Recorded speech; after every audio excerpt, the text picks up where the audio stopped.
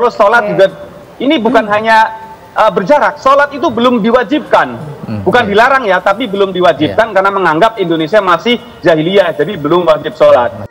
Hukum Islam belum berlaku atas bangsa Indonesia, nggak usah ngomong, nggak usah bicara, nggak usah debat agama, nggak usah bicara tentang hukum Islam. Nah, ini poinnya, dengarkan baik-baik teman-teman. Ngaku-ngaku majelis ulama Indonesia. Ulama di mana? Hukumnya di mana? Hukum Islam belum berlaku, sholat tidak perlu. Assalamualaikum warahmatullahi wabarakatuh. Selamat datang kembali di channel Dodi Sapriyadi. Yang baru mampir bisa klik tombol subscribe dan juga loncengnya sebagai notifikasi agar ketika saya mengupload video terbaru teman-teman mendapatkan pemberitahuan. Kali ini saya akan mereaksi lagi video yang berkaitan dengan Al Zaitun. Ya, ini harus terus kita up ya ke media agar semakin jelas apa sebenarnya Al Zaitun ini, siapa sebenarnya di baliknya, dan apa agenda sebenarnya Al Zaitun ini. Ya, kita akan terus up ini sampai juga ada kejelasan dari pihak pemerintah mau dikemanakan ini semua. Karena yang bisa memberikan sanksi, yang bisa membekukan izinnya, bahkan menutup semuanya ya tentunya pemerintah. Kalaupun tidak ditutup, setidaknya minimal diberikan pendampingan di sana. Utus orang-orang yang memang agamanya kuat, yang memang tidak bisa disogok, tidak bisa diintervensi untuk membenahi Al Zaitun, membimbing orang-orang yang ada di Al Zaitun. Jangan lagi seperti sebelum-sebelumnya. 2 kali loh Kementerian Agama mendatangi Al Zaitun tapi cuma sekedar manggut-manggut, bahkan membenarkan perbuatan-perbuatan Al Zaitun yang menyimpang, mengatakan, waduh ini sepertinya pemadaman kayaknya ini ya, mati lampu. Mohon maaf tadi mati lampu jadi gelap teman-teman ya. Sekarang langsung aja coba kita simak ini video pernyataan ataupun kesaksian salah seorang yang pernah ada atau pernah berkecimpung di Al Zaitun. Ini mengungkapkan fakta yang banyak orang tidak tahu tentang Al Zaitun. Ini saya reaksi dari channelnya TV One ya. Ini valid tentunya ya karena channel TV berita besar ini. Coba kita simak ya. Ya, terkait temuan lain yang juga sudah kami sampaikan, bahkan di sana bukan hanya sholat, rukun Islamnya itu dirubah. Wah, rukun Islamnya dirubah. Syahadatnya dirubah. Jadi di Al Zaitun perlu diketahui ada 2 struktur. Rukun Islam dan syahadatnya dirubah katanya. Teritorial dan fungsional. Ada yang bagian pesantren, ada yang bagian gerakan bawah tanah. Lah ini yang tidak terpublish. Jadi memang ketika bicara santri, kurikulumnya masih dinas pendidikan, tapi ada hidden kurikulum ini yang tidak pernah dipublish. Jadi mengatakan bahwa syahadat itu bukan hanya tiada Tuhan selain Allah, tapi tiada negara kecuali negara Islam. Oh, syahadatnya dirubah, bukan lagi tiada Tuhan selain Allah, tapi syahadat yang mereka itu ya ketika di Al Zaitun katanya Bapak ini tiada negara lain selain negara Islam ya. Tapi kalau di publik dia bersyahadat sama seperti umat Islam pada umumnya ya. 2 kalimat syahadat itu. Coba kita simak lagi nih. Barang siapa bernegara selain negara Islam maka kafir. Jadi mereka mudah sekali tafsiri mengkafirkan orang lain di luar kelompoknya. Terus sholat juga, ini bukan hanya berjarak, sholat itu belum diwajibkan, bukan dilarang ya, tapi belum diwajibkan karena menganggap Indonesia masih jahiliyah, jadi belum wajib sholat. Zakat juga dihitung pakai 1 gandang kurma, puasa bukan puasa Ramadan, ibadah haji juga bukan ke Mekah, tapi ke Indramayu setiap tahun sekali 1 Muharram, dan biasanya para pejabat juga datang yang ke sana. Nah ini kan fakta-fakta seperti ini tidak dipercayai oleh pemerintah, padahal kami semua para mantan NI sudah siap memberikan kesaksian, bahkan dulu di MUI, di Kementerian Agama kami disumpah bahwa apa yang kami sampaikan ini ya benar-benar fakta terjadi. Bahkan kalau saya bilang NI dan Al Zaitun ini sebuah tragedi kemanusiaan atas nama agama. Orang-orang yang sudah bergabung itu dihancurkan ekonominya. Infak habis-habisan, ada yang jual tanah, jual rumah, dihancurkan akhlaknya.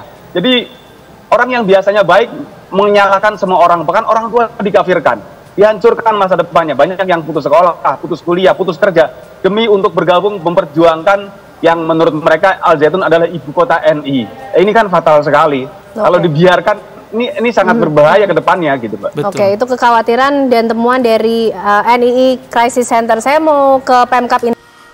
Wow, Parah banget ya, ternyata banyak, ada segudang penyimpangan. Bahkan sudah tidak terhitung lagi betapa banyaknya penyimpangan-penyimpangan yang ada di sana. Sebenarnya Wakil Presiden Republik Indonesia itu kan Pak Kiai ya, Bapak Kiai Ma'ruf Amin yang terhormat. Mungkin Bapak bisa bantu Pak. Ini bukan maksud saya mengkritik Pak Kiai Ma'ruf Amin ya, bukan maksud saya apa-apa dengan Pak Kiai Ma'ruf Amin. Saya hanya memberi saran lah selaku warga biasa, masyarakat biasa di Indonesia. Ya selaku Bapak Wakil Presiden yang punya power yang begitu kuat, tentunya kalau Bapak yang turun tangan, ya banyak yang bisa diungkap dan banyak yang bisa diselesaikan. Tapi kalau Pak Wakil Presiden juga tunduk sama Bapak Panji Gumilang, waduh, ya bubarlah negara kita. Tapi saya rasa enggak lah, Wakil Presiden itu powernya kuat banget ya. Ya RI 2 bro, ya pasti kuat lah teman-teman ya. Itu saran aja sih, semoga didengarkan saran saya. Dan kita lanjut lagi bahas penyimpangan yang ada di Al Zaitun. Selanjutnya ini kita simak ya videonya Saifuddin Ibrahim yang juga dulunya orang Al Zaitun, dulunya ngajar di Al Zaitun. Jadi bahkan dia ngaku kan muridnya Bapak Panji Gumilang. Nah ini kesaksiannya ataupun pernyataannya Saifuddin Ibrahim, kita dengarkan. Ini nggak jauh beda juga sama pernyataan bapak-bapak yang di TV One tadi yang kita reaksi itu. Menandakan bahwa video pertama yang kita reaksi dari TV One itu ya valid, sama seperti Saifuddin Ibrahim ini ungkapannya. Coba kita simak ya. Apa sih kalian ngomong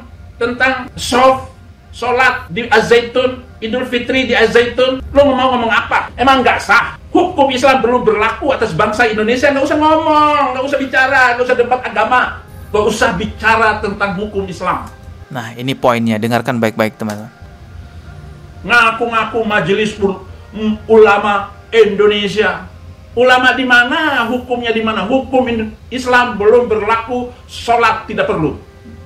Sholat-sholat yang diadakan di Zaitun itu ya hanya sekedar latihan sholat sebelum hukum Islam berlaku, sebelum negara Islam berdiri. Yang ada negara Pancasila, hukum Undang-Undang Dasar 45. Di mana kalian Islam? Itu Islam. Islam itu negara Islam, umat Islam, hukum Islam. Itu baru Islam.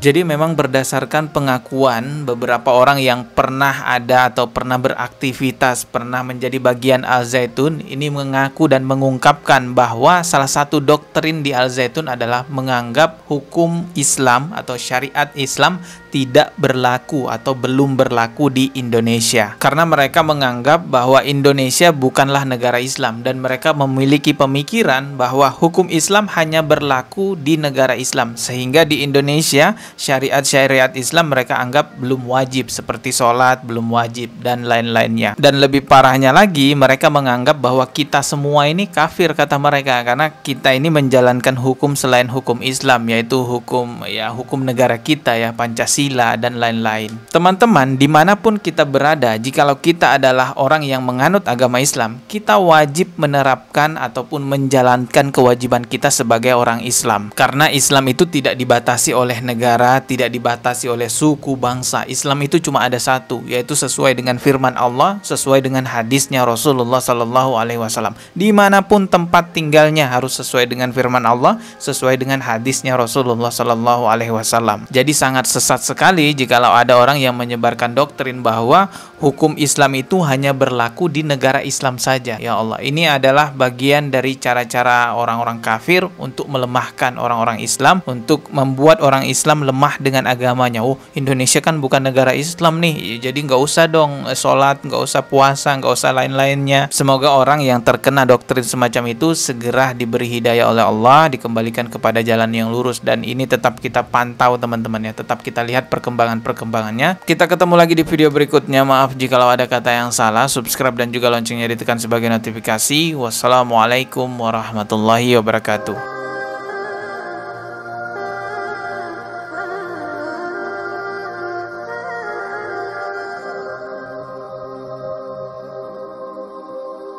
Ah.